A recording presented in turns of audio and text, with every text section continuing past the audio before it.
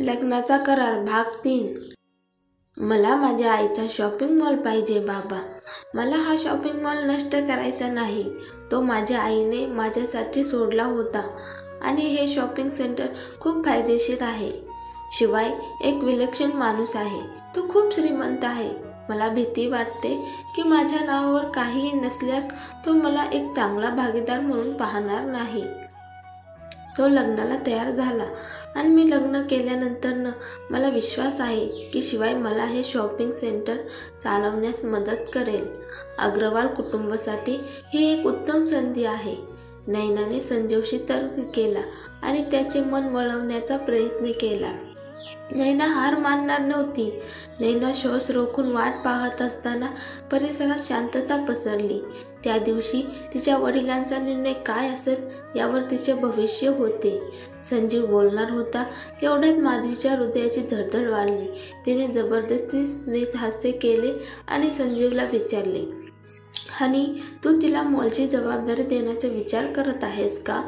शिवाय तिला बायको म्हणून स्वीकारणार नाही असं कोण म्हणलं? नैना, तुझ्याकडे मॉल चालवण्यासाठी अनुभव नाही. नैना, तू आता व्यवस्थापकीय संचालक होण्यास परिपूर्ण नाही. संजीवने माधवीकडे प्रश्नार्थ नजरेने पाहिले. तेव्हा तिने पटकन तिची वागणूक बदलली आणि हलवारपणे म्हणाली, म्हणजे असा अविचारी निर्णय घेऊ नकोस हनी.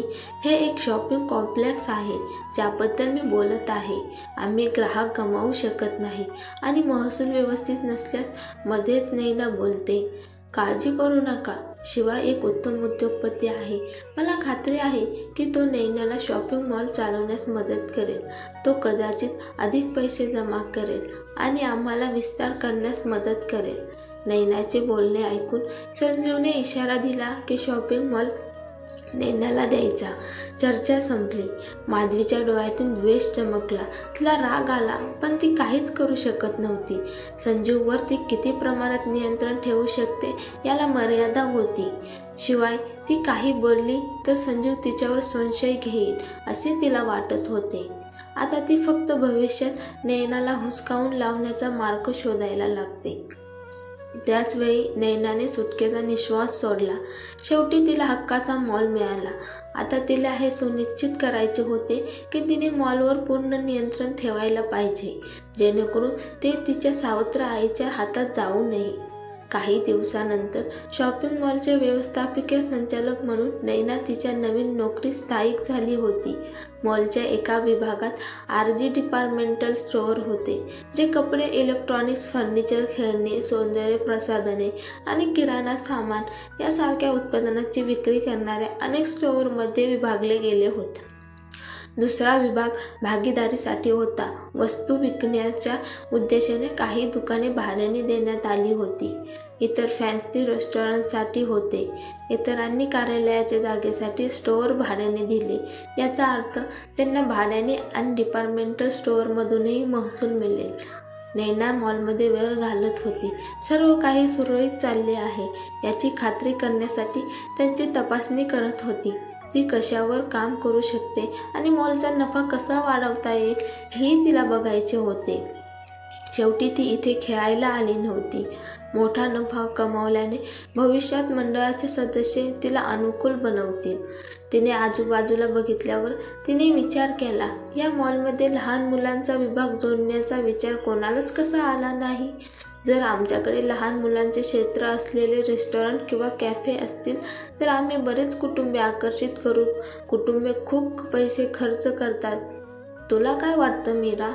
ती चांगली कल्पना आहे नैना. मीराने तिचा चष्मा नाकवर करून उत्तर दिले. ती नैनाची असिस्टंट होती आणि तिची मैत्रीण पण होती.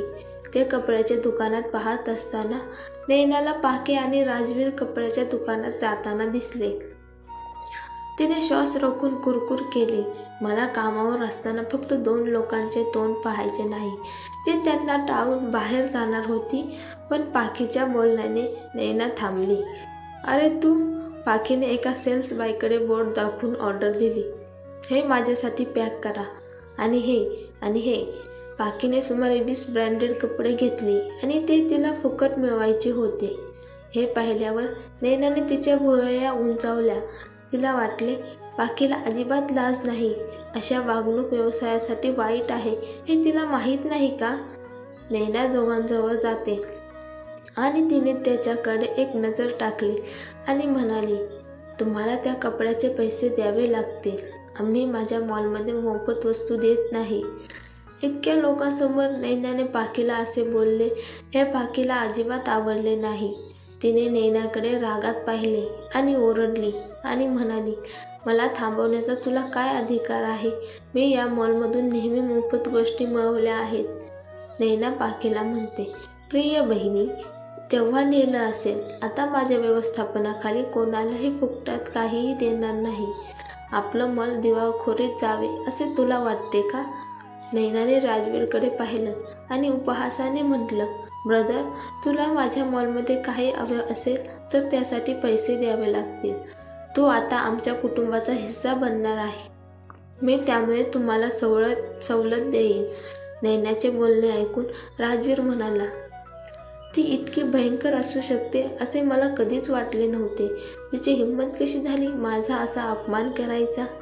त्याने आजूबाजूला पाहिले आणि बरेच लोक त्याच्याकडे एकटक पाहत होते. कपड्यांचे पैसे भरण्यात तो अयशस्वी झाल्याची बातमी आली तर त्याची प्रतिष्ठा नष्ट होईल. व्यवसायाच्या जगात प्रतिष्ठा खूप महत्त्वाची आहे. राजवीर खुराना हा खुराना ट्रान्सपोर्ट कंपनीचे CEO होते. त्याने नैनाशी लग्न करण्याची व्यवस्था केली होती, परंतु तिला घरी कसे पसंत केले जात नाही हे जाणून घेतल्यानंतर त्याने अशी स्त्री निवडण्याचा निर्णय घेतला जी त्याला किंमत देईल, आणि ती म्हणजे तिची बहीण पाकी अग्रवाल. राजवीर म्हणाला, तू मॉल कधी घेतलास? तू तुझ्या बहिणीशी एवढी उद्धट कशी वागू शकतीस? तुला तिचा हेवा वाटतो? स्वप्न बघणे बंद कर. मी पाकीला सोडून तुझ्याशी लग्न करणार नाही. राजवीरचे बोलणे ऐकून नैनाला वाईट वाटले, पण नैनाने काहीच रिॲक्ट केले नाही. तिने त्याच्या बोलण्याकडे दुर्लक्ष केले आणि हात पुढे केला आणि म्हणाली, प्लीज पैसे द्या किंवा मी पोलिसांना बोलवीन.